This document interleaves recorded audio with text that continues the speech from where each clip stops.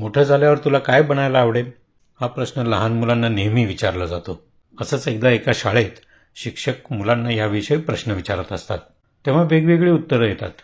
कोणी म्हणतं डॉक्टर, कोणी म्हणतं इंजिनियर, कोणी वकील, तर कोणी पायलट, कोणी सरकारी अधिकारी. एक मुलगा शांत बसलेला असतो आणि विचार करत असतो. तेव्हा शिक्षक त्याला विचारतात, अरे एवढा वेळ का लागतोय तुला?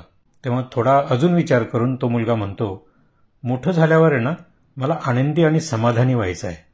शिक्षक म्हणतात, हे बघ, कदाचित तुला माझा प्रश्न कळालेला नाहीये. त्यावर मुलगा म्हणतो, सर, कदाचित तुम्हाला माझं उत्तर कळालेलं नाहीये. संपूर्ण आयुष्य आपण आनंद आणि समाधानच तर शोधत असतो. काय बनतो आहे त्यापेक्षा कसे जगत आहोत हे महत्वाचं, नाही का? बघा, पटतंय का?